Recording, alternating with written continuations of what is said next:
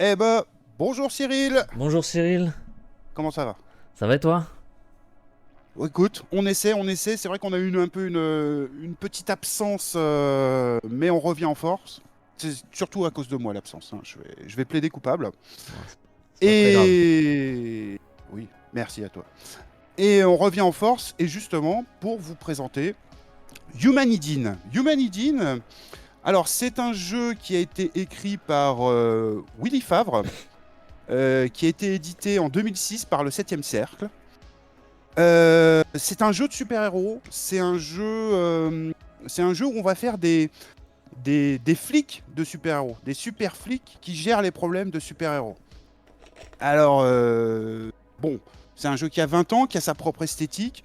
Juste avant de commencer à vous décrire le contexte, je voulais vous signaler un truc, c'est que le livre c'est l'époque où était directement vendu avec un écran.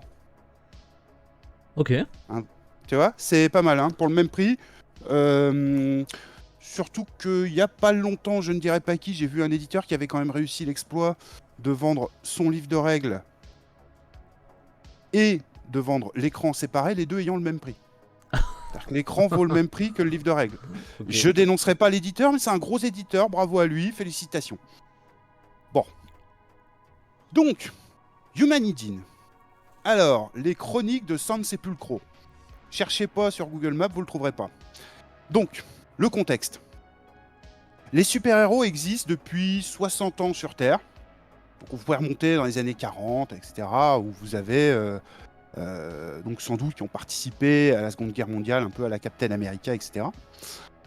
Et en fait, ce sont en gros des mutants, comme les X-Men.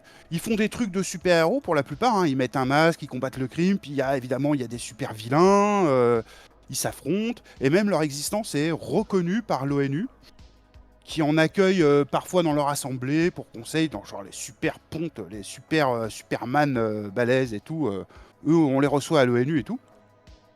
Seulement voilà, à un moment donné, il y a une équipe de super-héros appelée Revolution. Il faudra pardonner mes tentatives d'accent espagnol, s'il vous plaît.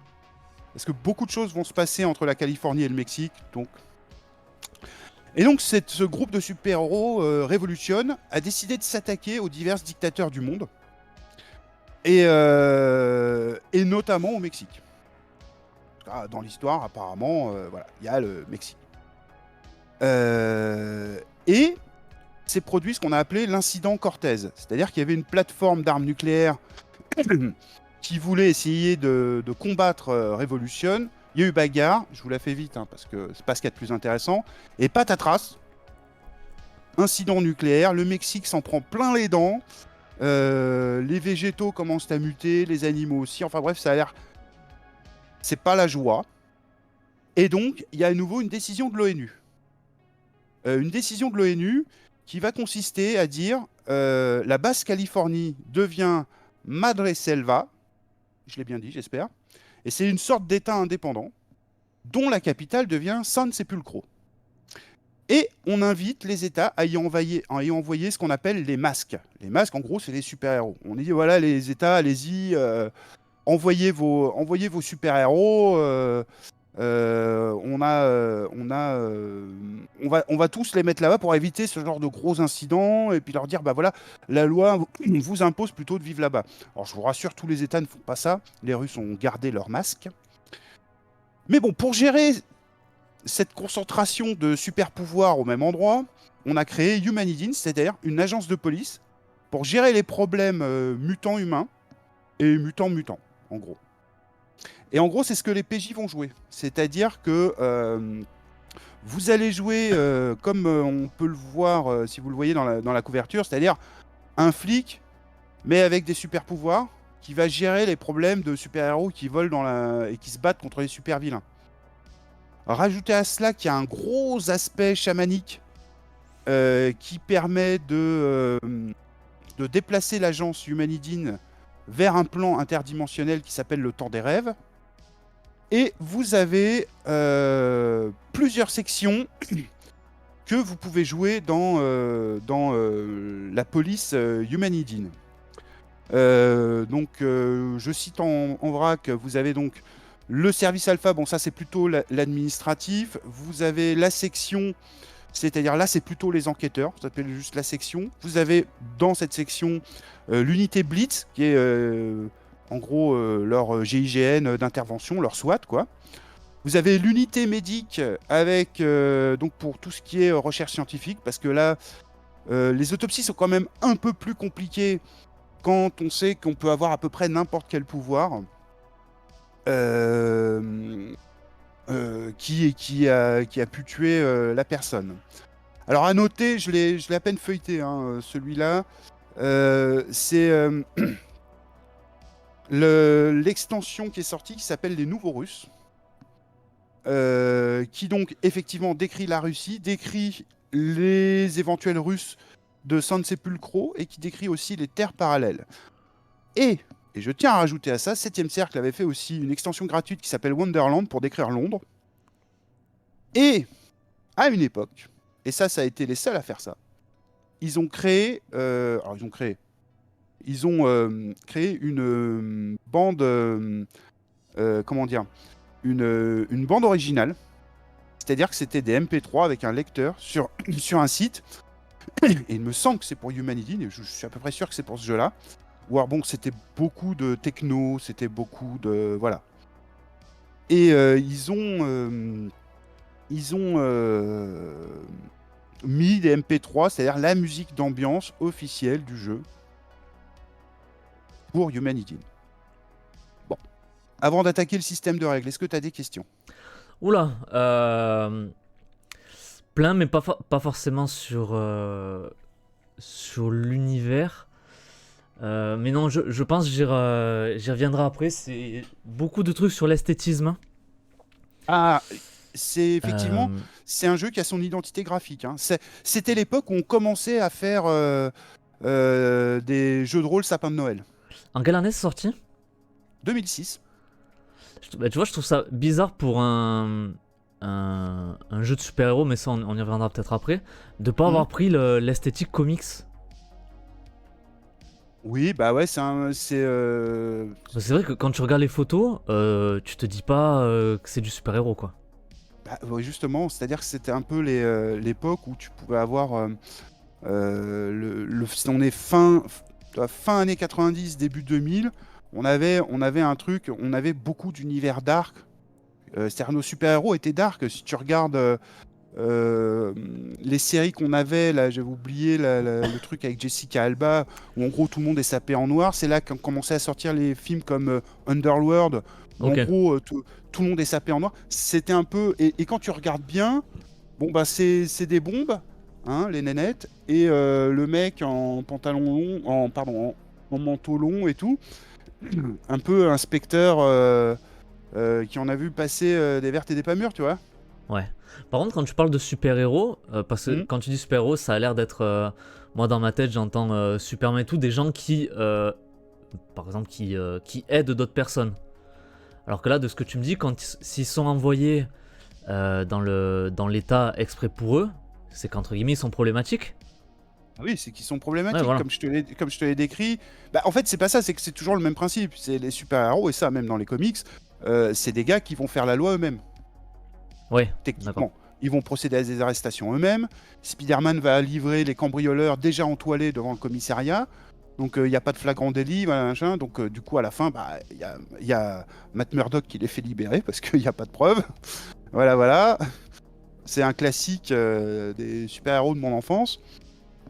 Oui, effectivement, le principe des super-héros, si tu fais exception d'un super-héros d'État style Captain America qui est envoyé sur le front pour combattre les nazis, c'est une chose. Après, c'est des mecs indépendants, c'est Ouais. compliqué. Et en plus, il y a eu l'incident Cortez que je t'ai décrit plus haut. Forcément, on dit oui, quand on les laisse en roue libre, ils peuvent faire des trucs assez sales. Même si, quelque part, en gros, ils ont pris sur eux de dire on va aller éclater les dictateurs parce que c'est injuste. Ouais. Alors tu te doutes bien, si l'ONU voulait éclater des dictateurs, il le ferait. Bon, on se lance pas dans la politique. Mais bon, voilà, tu vois ce que je veux Oui, dire. oui, bien sûr. Donc il y a un côté très dark dans cet univers. Donc oui, l'esthétique clinquante des Vengeurs, de Spider-Man ou des X-Men. Mm. Ouais, ça collerait pas forcément. Et puis surtout, bah, peut-être qu'ils avaient des illustrateurs qui étaient plutôt branchés sur ce type de... D'ailleurs, j'ai vu que l'auteur, je regardais, a participé aux illustrations. Je sais pas lesquelles, mais il a participé aux illustrations, Willy Favre. Ok, J'attaque le système. vas-y. Alors, le système, d'ailleurs, je crois t'avoir mis une image, notamment avec les stats d'un PNJ. La Sister Clay. Ouais, ça doit être ça, Vas-y, ouais. je suis dessus là. Voilà, pour vous dire à quel point c'est assez épuré comme style. Alors, je vous explique. Le joueur choisit de jeter un nombre de D6, dés à 6 faces, quand il fait une action, entre 1 et 10. Tu choisis le nombre que tu veux. Tu vas jeter et chaque chiffre pair est un positif, chaque chiffre impair est un négatif. Un négatif annule un positif. Ce qu'il faut, c'est avoir encore des positifs à la fin.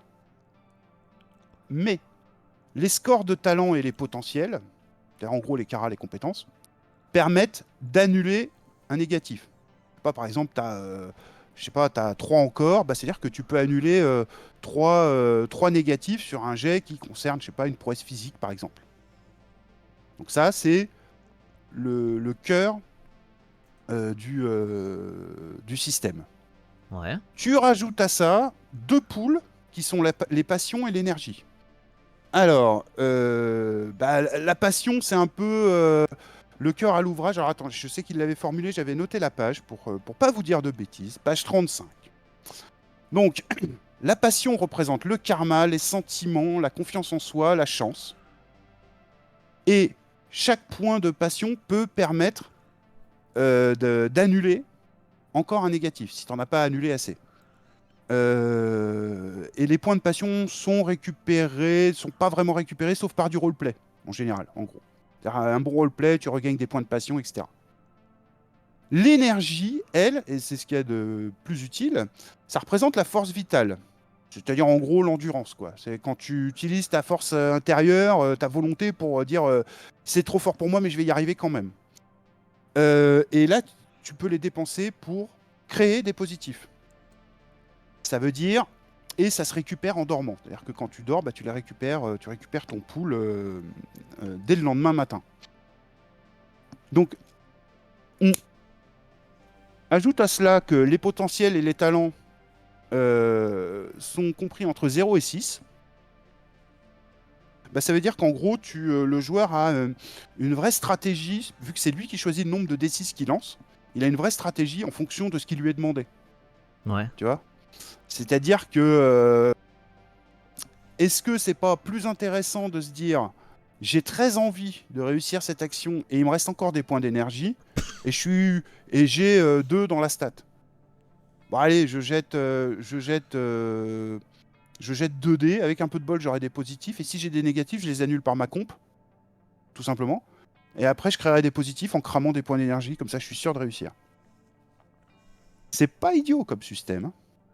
C'est-à-dire que là, tu laisses vraiment les joueurs réfléchir à leur truc. C'est pas juste, j'ai tant dans ma stat, je fais un jet de dés, j'ai réussi, j'ai pas réussi.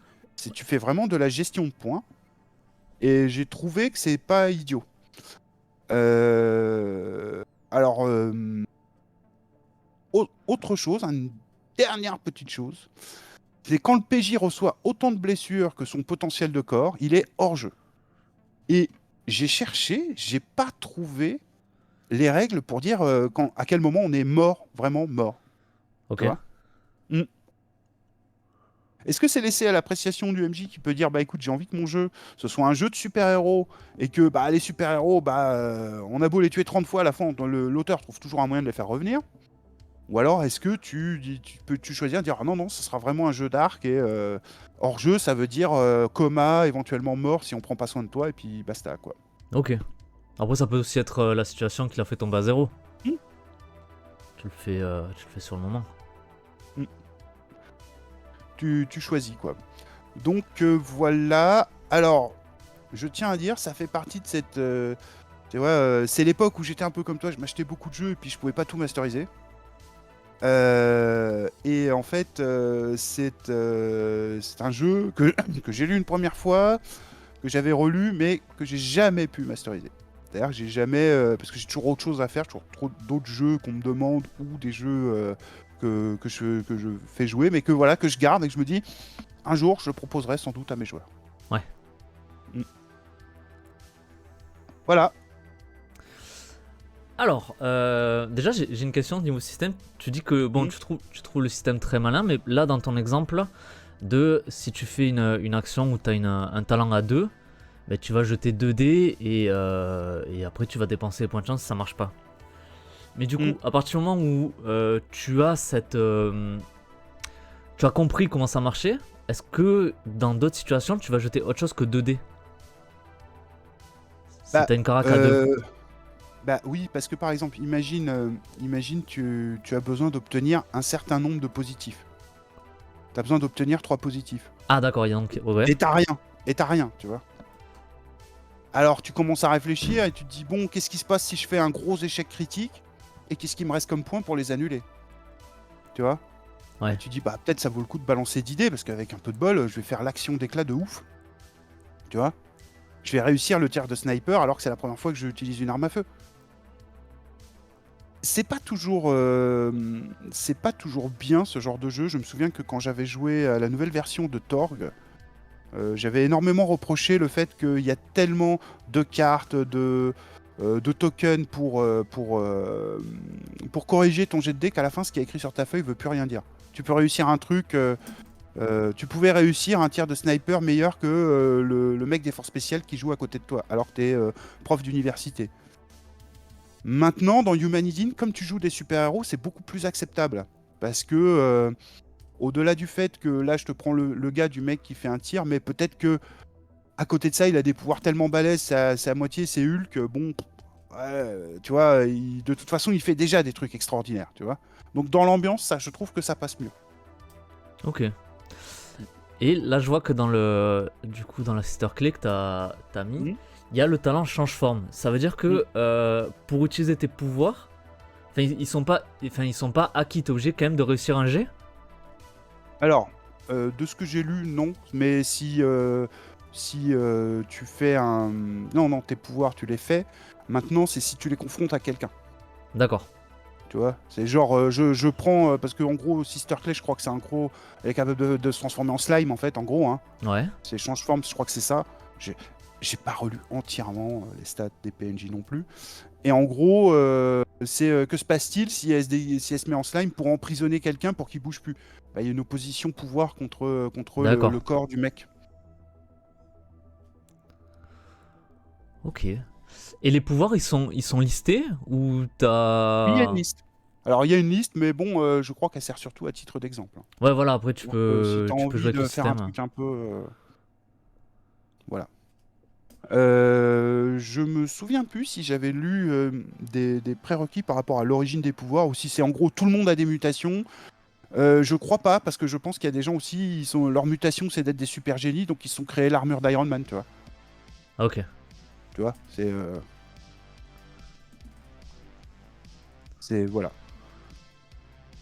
Donc voilà. Et en plus, l'agence humaine te fournit de l'équipement, peut te fournir un chaman des fois si t'as besoin de fouiller dans le monde des esprits pour savoir ce qui s'est passé. Enfin, tu vois, il y a, euh, il y a tout cet aspect-là que j'ai pas trop développé parce que j'ai voulu faire simple, concis, pour donner une idée de l'ambiance du jeu. Ça a l'air extrêmement dark quand même. Oui, hein, c'est un peu c'est dark, rock'n'roll, c'est des vieilles usines sales avec des chaînes qui pendent pour se friter. Et alors je pense en plus qu'ils ont mis encore plus l'accent chez le côté russe, parce que c'était encore à une époque où on voyait les Russes comme le reliquat de la guerre froide. Ouais. Donc voilà quoi, c'est... Sur la Sister Clay, c'est quoi les valeurs que t'as sur les cases blanches? Alors attends. Où est-ce qu'elle est? Sister Clay! Sister Clay! Je sais plus. En gros, c'est pas forcément important, c'est juste. C'est- Ça Attends, m'intrigue depuis tout à l'heure. est-ce que je l'ai. Bah écoute. Je retrouve pas la sœur Clay. Attends, faut que je vois l'image que je t'avais envoyée.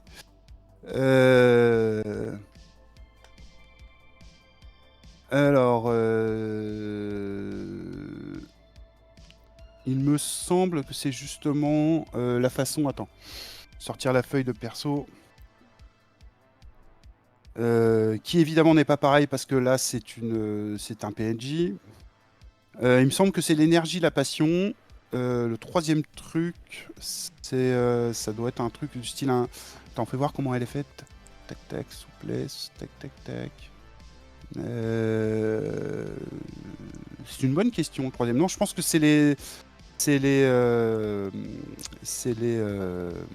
les énergies passion. Pour les Ok. deux premiers. Le troisième, je dirais que c'est soit le nombre de points de vie ou quelque chose comme ça. Ah non, je te dis une connerie, parce que énergie passion, ils sont marqués en haut à gauche. C'est la croix rouge et la, La croix verte verte. Ok. Voilà. Non, j'ai oublié, tiens. J'ai oublié ce que c'est. C'est un PNJ. Il n'y a pas ce truc-là. Est-ce que c'est en rapport avec l'initiative? C'est possible. Il n'y a pas ce truc-là sur la feuille de perso. Ok. Il y a blessure, énergie, passion. Sinon, tu as le potentiel, les talents, et tu as en bordure l'initiative à droite. Je te l'ai envoyé parce que pour te montrer que c'était quand même un style très épuré, surtout Ouais. que je sais que tu aimes bien ce genre de style. Ouais. Donc je te l'ai envoyé. En plus, j'ai trouvé qu'elle était sexy, donc je me suis dit, j'aime bien. Et, et c'est vrai que, attends, est-ce que je peux te montrer la feuille de personnage? Est-ce que tu vas la voir? Voilà quoi. C'est-à-dire que Ah tu oui. vas avoir l'identité, le potentiel, les talents, et après, là, tu as là et là, blessure, passion, énergie. D'accord. Voilà. Ok. Et autre question, est-ce que tu m'as dit l'endroit où ils sont tous parqués là, c'est San Sepulcro? Exactement. C'est Et d'ailleurs ça. Humanidine, les chroniques de San Sepulcro. ah, ça c'est le livre de base.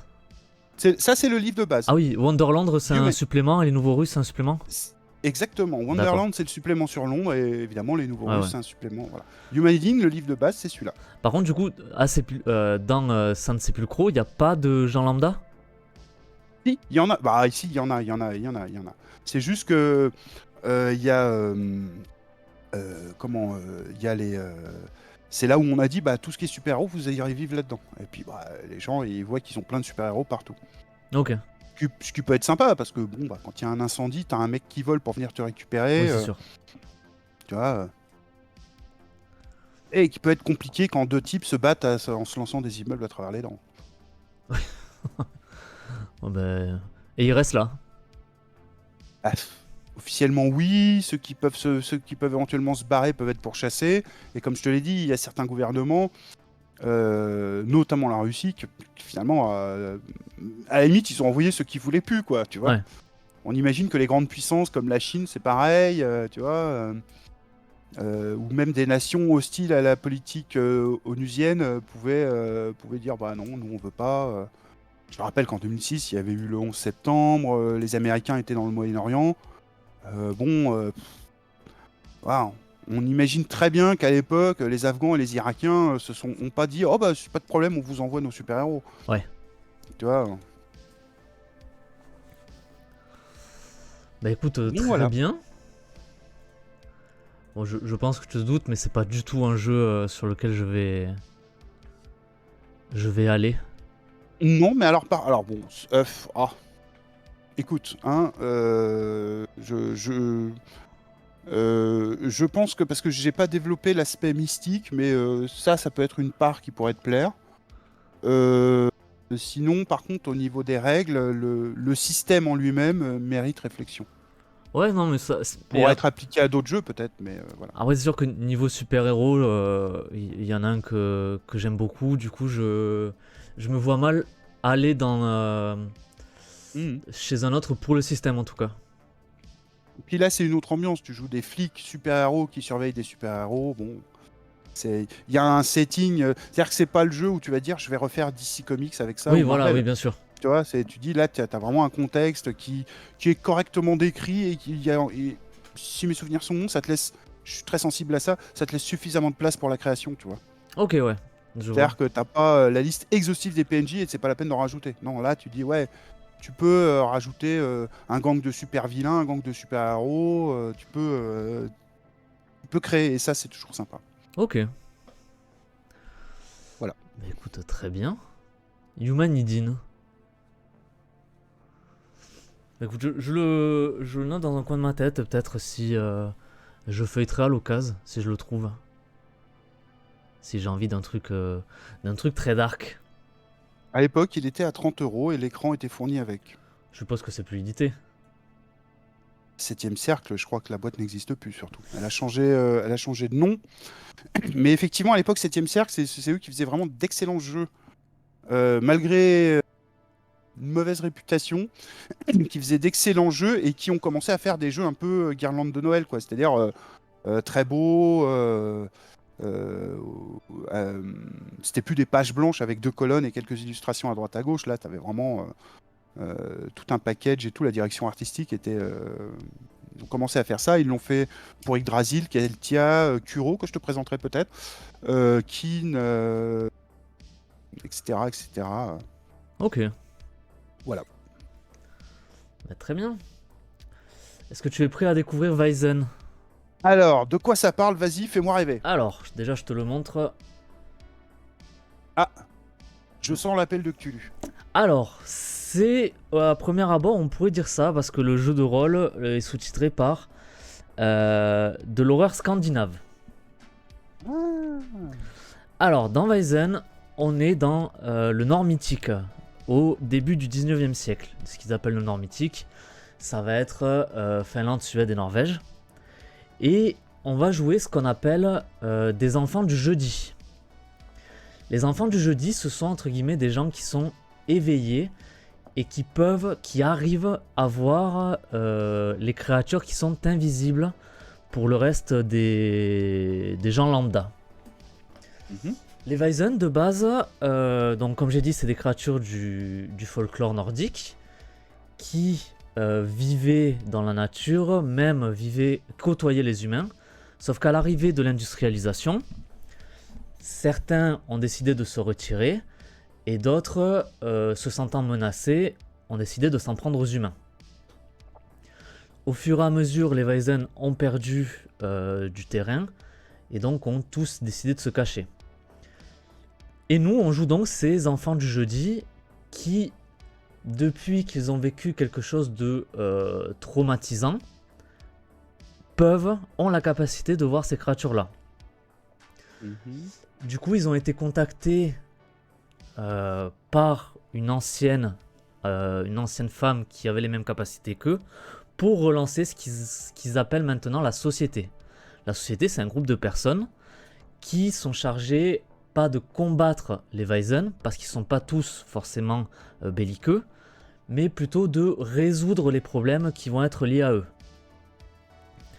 Donc ça va être... on est contacté parce qu'il se passe des choses étranges quelque part liées à l'occulte, et généralement quand on va enquêter, ça va être lié effectivement à un Weizen. Et même si ces créatures ont existé auparavant, maintenant c'est plus de l'ordre du folklore comme on aurait nous aujourd'hui. Du coup, dire que on voit certains types de créatures que personne d'autre ne peut voir, ça peut s'apparenter à de la folie. Du coup, il faut éviter de le créer sur tous les toits. C'est pour ça que les gens qui ont cette capacité-là se regroupent entre eux pour essayer d'aller résoudre les problèmes liés à ces bestioles. Et du coup, c'est un jeu plutôt d'enquête, hein, avec un fond horrifique plutôt que de l'horreur pure. C'est très... effectivement, peut y avoir une ambiance Cthulhu. Mais par contre, voilà, le jeu de rôle appelle de Cthulhu, pas vraiment Lovecraft. Même s'il y a une ambiance un peu de...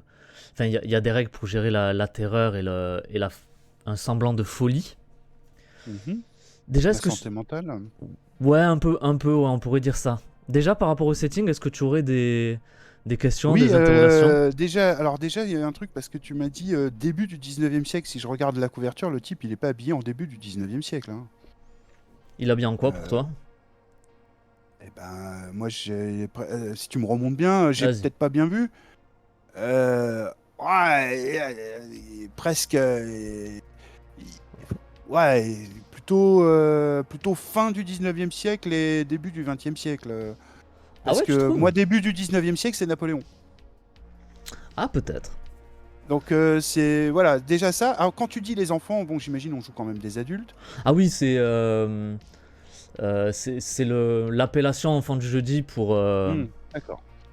pour que ça, Et pour que c'est un truc un peu poétique. Les Weizen, j'imagine que alors ce serait un loup comme Fenrir, les Nibelungen. Exactement, tout ce qui va être D'accord. les lutins, il y a des trucs qui s'appellent les chevaux du marais et tout. D'ailleurs, Mhm. le jeu de base a été créé sous l'impulsion d'un bestiaire qui a été créé par Johann Egerkrans, Mhm. qui lui a créé un bestiaire sur toutes les créatures du folklore nordique. Mais un bestiaire pas avec des statistiques, juste des légendes et tout, et des jolies Mhm. illustrations. Et ils ont décidé donc d'en faire un jeu avec les illustrations de ce type-là. J'essaie d'en trouver une assez... Et alors, les créatures du bestiaire nordique, à chaque fois, elles font quelque chose d'hostile ou tu peux croiser, je sais pas, un alphe qui, lui, il est là, mais bon, en fait, il fait rien de mal. Non, C'est à chaque fois, ils sont hostiles, non, les bestioles? ils sont pas forcément hostiles, mais ils peuvent créer des problèmes sans forcément le vouloir. Tu vois, par D'accord. exemple, ils peuvent avoir une aura magique qui... si je te montre celui-là, Ok. lui qui a l'air un peu Oui, elle, on sent pas qu'elle nous veut du bien. Ouais, voilà, l'Amara, t'as des... Tu vois, tu peux avoir des petites créatures qui vont jouer de la musique simplement, ou qui ont Ouais. des intentions un peu malicieuses, qui jouent avec les humains, mais tu vois qu'ils vont pas avoir les mêmes conventions que les humains, et pour eux, juste attirer un enfant dans un marais pour aller danser avec lui en jouant de la musique, pour lui ça peut paraître Oui. normal, alors que pour un humain ça va être problématique. Hmm. Et D'accord. le fait est que utiliser la force brute pour se débarrasser d'un Weizen, la plupart du temps ça va marcher, mais uniquement temporairement. Généralement, pour vraiment se débarrasser d'une créature, il y a tout ce qui est rituel qu'il va falloir trouver, il va falloir enquêter, ce genre de choses pour réussir à se débarrasser vraiment de la dite bestiole. Et un Bison ne peut pas être raisonné, par exemple? Genre, par exemple, le mec là qui joue la bestiole qui joue du violon pour attirer les gosses, est-ce qu'on peut pas tout simplement lui expliquer que bah, de toute façon les humains font pas comme ça, mais que on peut se mettre d'accord parce qu'on a, je sais pas, on connaît un orphelinat qui est tenu par un enfant du jeudi et qui comprendra tout à fait quel est le problème, et les enfants seront ravis de jouer avec une créature mythique, ou tu vois, Ah il n'y a si, jamais d'arrangement comme ça? si, bien sûr, mais là, faut que tu vois bien d'un côté, t'as les Weizen qui se sont accoutumés à la présence humaine, qui du Mhm. coup arrivent à vivre avec eux, mais de notre côté, tu vas avoir soit certains qui ont vrillé, ils comprennent pas ce qui se passe, ou d'autres certains qui vont être hostiles envers les humains. Et du coup là, pour les hostiles, les raisonner simplement par la par l'autre, ça va être un peu compliqué. D'accord. Ils ont... Mm. Vas-y, je t'écoute. Donc du coup, oui, on peut des fois tomber sur des cas où tu as des humains qui cachent le fait qu'ils sont amis avec un Weizen parce que voilà, et Ah oui, puis bien toi tu sûr. arrives, ils te mettent des bâtons dans les roues parce que on l'aime bien. Ah oui, ça c'est totalement possible. Genre ça fait 100 ans qu'il est vénéré dans notre village, Ouais. c'est une vieille tradition dont on évite de parler. Mais justement, D'accord, ouais, ça peut être bien. c'est totalement le genre de truc que tu peux avoir. Niveau de la gamme, pour l'instant en français, il y a L'inavouable secret qui est un recueil de 4 scénarios. Il y a Mhm. toujours les illustrations que je trouve Eh, il est bien la incroyables. couverture, j'aime Ouais, bien, ouais. hein. Et après, ils ont fait un truc. Donc, le jeu a été édité par Free League en VO et a été localisé en français par Arcane Asylum. Mhm. Et Arcane Asylum, ce qu'ils aiment bien faire, ils l'ont déjà fait avec Tales from the Loop et Film from the Flood.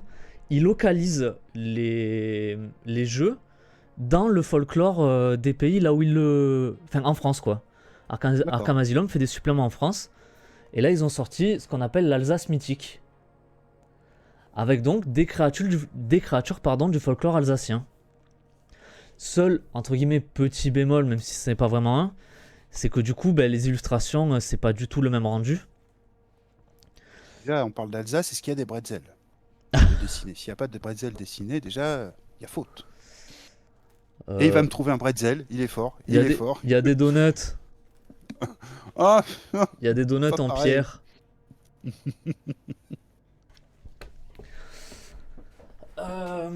Niveau système, c'est le système de Free League, donc c'est un système dont je t'ai déjà parlé car c'est un que j'aime beaucoup. C'est le système Year Zero Engine où tu vas avoir 4 attributs, 3 compétences qui dépendent de chaque attribut. Quand tu veux faire une action, tu fais un jet de compétences, tu jettes autant de dés que la somme que tu as, d'autant de D6 que la somme que tu as dans tes attributs et tes compétences associées. Il faut faire 1 6 pour une action normale, 2 pour une action difficile et 3 pour une action particulièrement compliquée. C'est un système qui va très vite. T'as pas de... Les dégâts sont directement faits au jet, t'as pas d'autres jets de dés à faire pour faire les dégâts, pour faire des localisations ou quoi que ce soit. C'est un système qui est extrêmement fluide et je trouve qu'il s'adapte particulièrement à ce genre d'univers. Vraiment, à chaque fois, ce système, ils font des petites retouches, des petites améliorations pour vraiment coller à l'ambiance du jeu qu'ils veulent proposer. Et je trouve que ça marche très très bien à chaque fois. D'accord. Et du coup, j'ai fait ma première partie de Weizen hier et j'en suis très content. Tu masterisé ou t'étais joueur? Non, masterisé. Je ne joue plus moi actuellement. Je sais, on en est tous là, hein, on a du mal à se trouver des tables. Et on masterise tout le temps. Ouais. Oh non, moi tu sais, des tables, j'en ai, à mon asso, il y en a toujours qui sont proposés, mais je sais pas, j'y trouve plus mon compte. J'y trouve plutôt plus vraiment mon compte. Est-ce que tu as d'autres questions? Tu sais que je suis allé un peu vite, moi. Oui, bon, après, non, écoute, t'as été assez synthétique. Est-ce qu'il y a un but de la part des enfants du jeudi à long terme du style? Est-ce qu'on est parti pour faire des enquêtes à chaque fois qu'on verra des Weizen, ou alors est-ce qu'il y a aussi, on prépare un truc pour, bon, peut-être pas dominer le monde, mais les renvoyer tous d'un coup définitivement, ou vaincre tel ennemi? Parce que là, clairement, ce sont des antagonistes ponctuels. Ouais. Enfin, il n'y a pas de Weizen, grosse assos, voilà. Il n'y a pas de grosse assos de méchants qui sont nos opposants. Alors si, justement, parce que il y a... Notre but, ça va être, tu vois là, de refonder la société. Ça, c'est notre quartier général. D'accord. Donc premièrement, entre les missions, il y a ce qu'on appelle des scènes de vie de tous les jours. Ça, plus le fait de développer le château, mettre d'autres infrastructures qui vont nous donner certains petits aménagements pour nous donner des bonus lors de nos missions. Et à plus long terme, il y a des gens qui, pour eux, si on peut voir des Weizen, parce qu'ils savent que ça existe, mais sinon on peut les voir, c'est que on est soit de leur côté pour certains, soit on est de l'engeance démoniaque pour d'autres. Et ça, c'est des antagonistes sur un peu plus le long terme qu'il faudra gérer. Mais ça, je pense, ouais, c'est plutôt en campagne. Ce que j'aime bien faire, moi, c'est ce genre de jeu, c'est proposer des missions et distiller un peu partout de temps en temps cette toile de fond qui va se développer au fur et à mesure. Bon, écoute, les gens vont croire que c'est répété à l'avance, mais non, j'ai vraiment posé cette question par hasard. Parce que je trouvais qu'il manquait ça justement à l'univers. Bon, ok, ils y ont pensé. Oui, ouais, du coup, alors il y a un petit côté gestion du style. Au bout d'un moment, tu peux rajouter une aile à ton château, tu peux rajouter des écuries, un héliport et tout.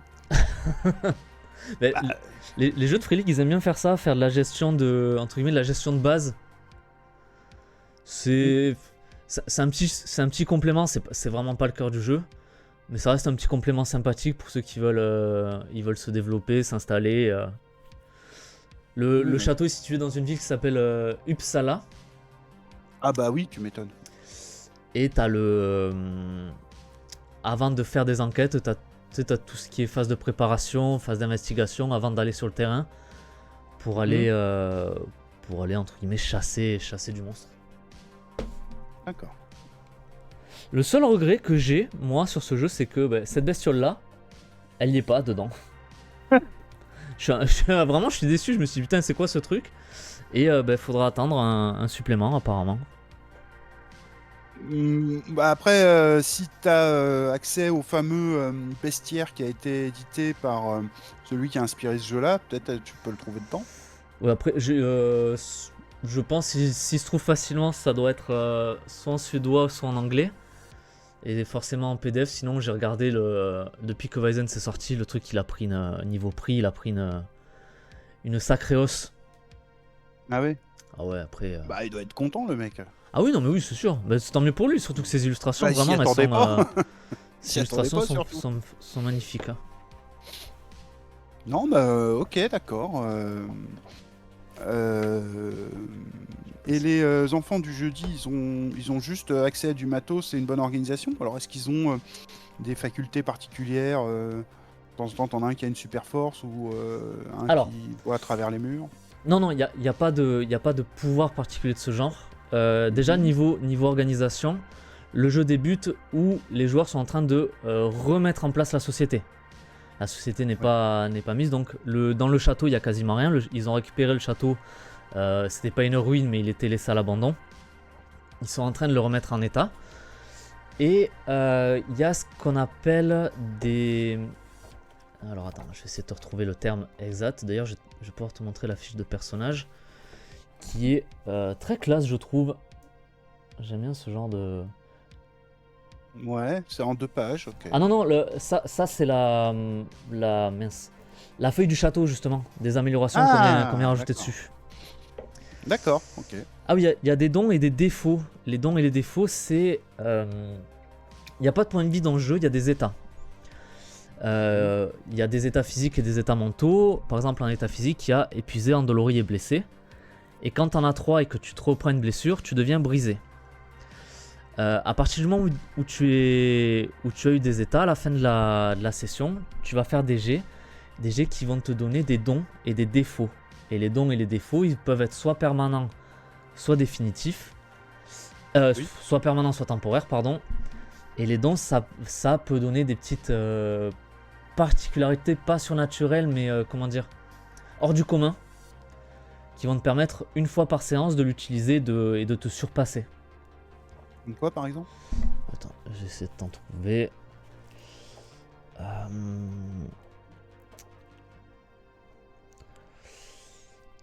Attends, excusez-moi, tu me prends au dépourvu, c'est pas quelque chose que j'avais révisé. Don. Les dons. 67,85.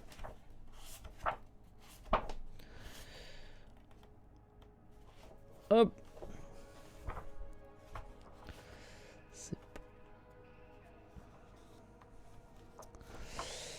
Eh ben c'est très bien, il n'y a pas de liste de dons. Ah non, les dons critiques mentales. Là j'ai que... Ah oui, dons. Par exemple, tu vas pouvoir être hanté. Alors, hanté, du coup, une fois dans la session... Ouais, parce qu'une fois dans la session, tu auras un bonus de +3 à un jet d'éducation. Ça veut dire que le fantôme qui te hante, il a des connaissances que toi tu n'as pas. Et du coup, sur un thème précis, il va pouvoir te donner un bonus de par ses connaissances à lui. Tu vas avoir un... Bon, après, ça va tourner autour de ça. Un don guérisseur qui va te donner un bonus de +3 sur un jet de médecine. +3, c'est énorme. C'est ce genre de choses. Et à contrario, tu vas avoir les défauts. Par exemple, tu peux avoir un défaut sentimental. Le meneur de jeu va pouvoir te dire, une fois dans la session, ben non, à ton jet de manipulation, vu que tu es quelqu'un de sentimental, tu vas avoir un malus de -1. Parce que c'est difficile pour toi de manipuler quelqu'un. Après, ça peut être des trucs un peu plus terre à terre, comme des défauts physiques. Tu vas pouvoir avoir un défaut tremblement qui va te donner des malus sur tes jets de combat à distance. Ou une concentration surnaturelle qui, au contraire, lui, va te donner des bonus sur tes jets de tir. Ouais, d'accord. C'est vraiment c'est un très très chouette jeu. Et la santé mentale, est-ce que c'est un truc où on devient fou facilement façon... En gros, l'espérance de vie d'un PJ, là, entre les moments où il peut devenir fou et les moments où il peut se faire tuer, c'est genre l'appel de Cthulhu, ou alors est-ce que non, c'est bon, on peut faire se créer un personnage sur le long terme? En fait, c'est quelque chose qui marche pour la plupart des jeux Free League. C'est que quand tu deviens brisé, tu jettes un D66. Donc tu jettes 2D6, il y a des unités et des dizaines. Et sur la table, tu vas avoir des liaisons qui vont être fatales ou pas. Alors là, dans Weizen, tout peut être soigné.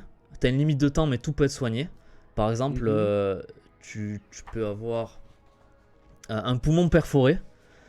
Et il y a un des 6 rounds pour être soigné. Donc c'est quand même un peu tendu. Par contre, sur d'autres jeux de Free League, tu as 2 résultats sur la table 66 qui te tuent instantanément. Enfin, un poumon perforé au 19e siècle.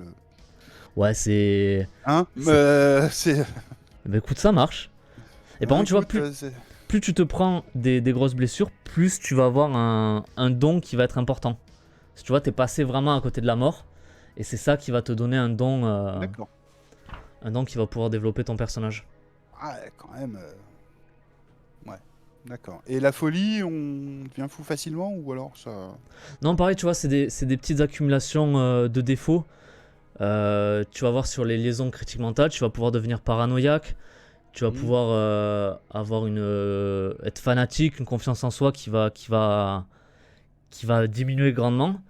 Et c'est plutôt pour donner de la couleur à ton roleplay et pas vraiment pour mettre une stat sur ta folie. D'accord. Après, si tu commences à avoir un personnage qui accumule les défauts mentaux, est-ce que ça vaut encore le coup de le jouer? Ah, ça dépend, ça se soigne ou pas? Certains, alors ça dépend si en fait à la fin de chaque scénario, tu peux décider si, suivant ce que tu as fait dans le scénar, d'en soigner certains ou pas, sachant que tu auras gagné tant de points et que tu pourras pas forcément tous les soigner.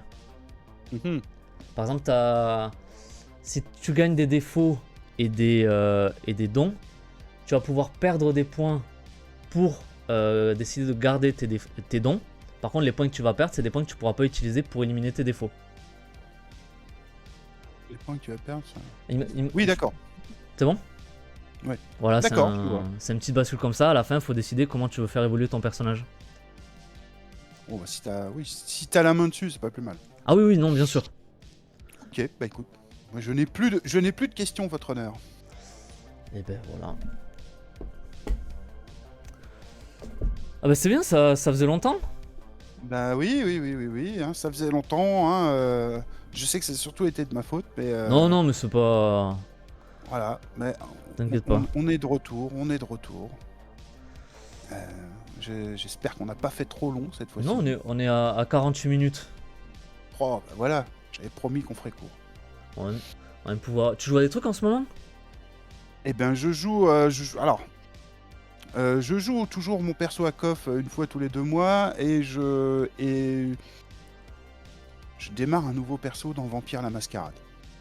Voilà. Ok. J'ai joué un Trémère, et on va voir ce que ça donne. J'ai déjà prévu des trucs à la con et tout. Et sinon je masterise tout un tas de trucs. Je continue de faire travailler Célestis pour essayer d'améliorer ce jeu-là. Je fais toujours du KOF. J'en ai fait un hier à mes joueurs, un peu fait à l'arrache. Vendredi soir, on m'appelle, on me dit ah, ce serait bien que. Donc j'ai pondu le scénar dans la bagnole, je l'ai écrit le soir même en 2 pages, puis finalement tout le monde était content. Ouais. C'est à ça que ça sert d'avoir un setting bien établi. On pioche dedans quand on a besoin. Tu prends quel setting de KOF? Pardon? Tu joues quel setting à KOF? Ah, mais c'est mon monde personnel. Ah, ok. Donc c'est mon monde personnel, c'est juste que mes PJ étant tous dans la même ville, et c'est simple, hein, j'ai fait comme d'habitude, j'ai regardé ce que j'avais dans cette ville. Ah oui, tiens, au fait, il y a cette affaire-là à régler. On va remettre un petit coup dedans, pris les PNJ, que les PJ connaissent et tout. Les mecs se sont pas rendus compte que j'avais fait ça à l'arrache en 2 pages, tranquille. Et, non, il y avait du contenu, il y avait des choses. Ils ont eu une prise sur les événements. Des lois vont être votées dans leur cité pour changer, notamment, interdire l'esclavage en gros. Donc bravo à eux, depuis le temps qu'ils le voulaient. Donc, non, et c'est... voilà. Tu vas basculer sur la V2? Écoute, non, ce que je voudrais, moi, c'est surtout, je pense que mon prochain... Tu sais, je vais m'acheter un bouquin de jeu de rôle tous les 2 ans. Je pense que mon prochain achat, ça va être Chroniques oubliées, mais galactique. Ok. Parce que, voilà. J'ai le contemporain, j'ai le médiéval, et le galactique, du peu que j'ai vu, que j'ai feuilleté, j'ai dit, ça m'a l'air bien, ça m'a l'air un super complément. Je sais pas ce qu'il y a de rajouté dans la V2. Je sais qu'il y a une carac en plus, alors j'imagine qu'en gros, ils vont mettre à la fois sagesse et perception. Et je me dis, est-ce que vraiment il va y avoir des choses bien? C'est possible. C'est possible. J'attends de voir. J'attends de voir. Ça peut être bien, Ouais. mais j'attends de voir. Honnêtement, je trouve qu'ils font un super boulot sur Chroniques oubliées, qui est pour moi très pratique pour jouer en distanciel. Ok. C'est-à-dire que il y a pas de, j'ai pas vraiment besoin de battle map. Tu vois, quand je joue à DD4, il me faut une battle map. Pathfinder, il me faut une battle map. Parce que bon, c'est quand même plus sympa. Je ressens pas ce besoin quand je joue en distanciel à KOF, parce que on peut faire un partage d'écran pour schématiser, ça passe très vite. Et non, je trouve qu'ils ont fait un très beau boulot. Donc, allons-y. On verra ce que ça donne la V2, mais pour l'instant, je suis sur la V1, ça me va très bien. Ok. Ouais, toi, tu fais des choses belles à part Weizen? J'ai testé il y a pas longtemps Warhammer, la Ah, V4. J'aime- alors attends. C'est quoi comme système? On est toujours sur du pourcentage? Ouais, toujours du On a dessin. basculé sur... Non, Non, non, d'accord. c'est du dessin, Voilà, d'accord. c'est beaucoup de compétences. Est-ce qu'on peut toujours jouer le ratier? Oui, Ah, tu peux voilà. toujours, tu Si, peux jouer le voilà, ratier, ça, tu c'est peux un jouer vrai... le clodo, tu peux. Voilà. Il y a beaucoup de carrières, c'est très C'est amusant les carrières. les PJ sales. Ouais, j'aime beaucoup le fait que tu deviens pas en demi-dieu, même au bout de 15 séances. Ouais, C'est. ça c'est vrai, ça. Tu galères. C'est ce qui me plaît de faire jouer parce que c'est ce qui m'a rebuté un peu sur D&D. Et Après, oui, ça dépend. Je crois que le 5, justement, ils se sont un petit peu calmés, le côté de milieu. ouais, mais le problème, ce que je dis toujours, c'est que dès que tu dépasses niveau 3-4, où tu vas avoir 20-30 points de vie, un mec il peut pas venir t'égorger dans une ruelle. Parce qu'une dague ça Oui. fait un des 4 points de dégâts. Bon. Oui, oui, le one-shot, notamment DD4, j'avais cherché. Je ne pouvais plus, à partir du niveau 5-6, je peux plus one-shotter mon PJ. Bah ouais. Parce Alors, que même le monstre niveau 30, une attaque, il fera pas, même en critique, il fera pas assez pour lui prendre tous ses PV. ouais. Après, je veux pas dire que je regrette parce que moi, mon but c'est de one-shotter les PJ. Bien sûr que c'est ça. Non, non, non, pas du tout. Ce que je veux dire, c'est que du coup, je peux pas leur faire ressentir de tension en leur décrivant une ruelle sombre avec une ruelle mal famée. Parce que s'ils viennent avec leur armure, leur niveau 4, ils ont rien à craindre. Bah déjà, qu'est-ce qu'ils foutent dans une ruelle avec une armure? Qu'est-ce que c'est que ces villes où on autorise des mecs se balader avec des armes de guerre? C'est ça aussi. Moi, regarde, dans mon monde médiéval, bon, à moins que tu sois noble, hors de chevalerie et tout, mais le guerrier qui se pointe avec son armure lourde, son arc long, machin et tout, fait à l'entrée de la ville, fait oh, tu te crois où là? Tu viens en guerre? Non, non, non, non. Ici, il y a une garde, c'est une ville bien tenue, il y a un seigneur noble qui rend la justice. Donc tout ça, tu me l'enlèves. Tu vois? Le port Ok. d'armes illégales existe. Et c'est d'ailleurs ce que j'ai aimé, parce que je t'avais dit, je me remettais à faire du Dark Ages, et en lisant notamment la partie équipement, il précisait bien, il disait, mais attendez, on est bien d'accord, une épée c'est rare, hein. Et ça se voit. N'espère pas dissimuler une épée, tu vois. Ouais. Si tu as des malandrins qui te sautent dessus dans une cité, il y aura des matraques, des couteaux. Le dague, c'est déjà le top du top. Alors, laisse tomber l'épée bâtarde et l'armure lourde. Ça coûte cher, personne n'en a. Faut être noble pour avoir ça, quoi. Et les hommes d'armes de la ville, bah, souvent, ils ont une armure composite, ils ont une lance, tu vois, éventuellement une épée, mais bon, faut. Et là, dans un médiéval fantastique, c'est vrai qu'on voit souvent des illustrations où les mecs ils sont armés Et pour la ouais. guerre en pleine ville. Et prends ton guerrier, certes, il a plein de points de vie, retire-lui son armure, ça c'est à tombe. commence à lui expliquer que il va devoir se battre au mieux avec une dague. Tu vas voir que le petit voleur des cités, ça va commencer à l'impressionner. Hein. Tu vois. Le magot, non. Le magot, lui, bon, il est là, il dit vous n'avez pas privé un vieil homme de son appui. Mais tu verras, tu peux mettre dans la difficulté. Hein, les, moi, à Pathfinder, je me souviens, les attaques au réveil. Alors c'est bien, on fait les tours de garde la nuit quand on dort en forêt. Mais si on nous attaque, vous allez prendre le temps d'affiler votre armure? Non. Mec, premier round, je me réveille, je me lève, j'attrape mon épée, je sors pas mon bouclier ni mon armure. Ouais, j'ai une CA de 10, j'ai intérêt à les descendre rapide. Hein. Ouais. Tu vois? Non, faut pas croire. Hein, tu peux y aller, quoi. Après, tu peux faire peur, à tes joueurs en ne décrivant pas ce qu'ils voient, quoi. Voilà, c'est-à-dire que moi hier, j'ai qu'à un moment donné, il y avait un monstre. Il a vraiment fallu qu'il y ait un type qui se fasse, qui finisse dans sa gueule. C'était un serpent géant, donc il y a eu constriction sur le truc. Le mec, ils disent ah oui, c'est un serpent géant qui nous tombe dessus. Au départ, ils disaient bon, qu'est-ce qu'on fait, quoi. Ouais. Avec un PNJ qui parlait pas leur langue et qui leur disait des trucs. Lui, c'était caché, tu vois. Et là, les mecs ils sont là, bon, qu'est-ce qu'on fait? Mais c'est des héros quand même, donc à un moment donné, quand le monstre est là, ça y est, on y va, quoi. Ouais. Écoute, je mets dans un coin de ma tête tout ça. Bah oui, parce que dis-toi que le Seigneur, il a pas du tout envie de voir des hommes armés jusqu'aux dents dans sa ville. Que des fois, on fouille aussi les gens à l'entrée, notamment s'ils ont une carriole. Et que s'il y a un objet avec un symbole qu'on comprend pas, en fonction. Alors, par exemple, Warhammer, la magie, c'est super mal vu. Ouais. Je peux te dire que, attention, on va aller faire venir le prêtre nain pour qu'ils disent, oh là, c'est légal ça ou pas, tu vois, parce que voilà. Et puis en même temps, ils continuent à distribuer des calottes aux magiciens. Pourquoi t'as un truc comme ça? Vas-y, parle. Le temps que le prêtre arrive, l'autre il s'est déjà pris et bah là, des baffes. Je fais, oh, oh. Warhammer, tu mets pas forcément tes PJ en valeur, quoi. À la limite, le ratier, il sera mieux, il sera mieux accueilli. Il dira, ouais, bah, je suis venu pour vous débarrasser des rats, monseigneur. Tu vois, là. Ah bah oui, toi t'es bien, tu peux garder ton espèce de fourche rouillée toute pourrie là. Non, mais faut pas leur faciliter la tâche. Hein. Ouais, Faut je de sais. temps en temps leur dire mon monde est cohérent et il y a des choses qui sont pas permis, quoi.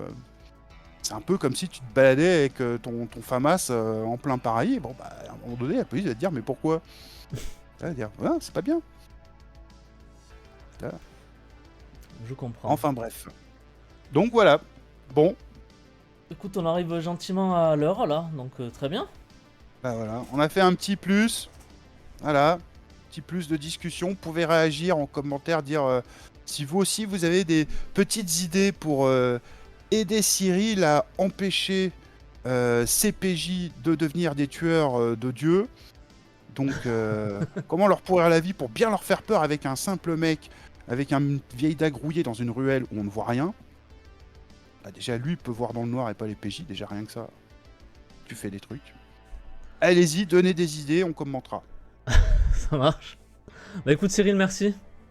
Eh, je t'en prie, c'est toujours un plaisir. Au revoir tout le monde. Je te laisse faire le clap final. Salut!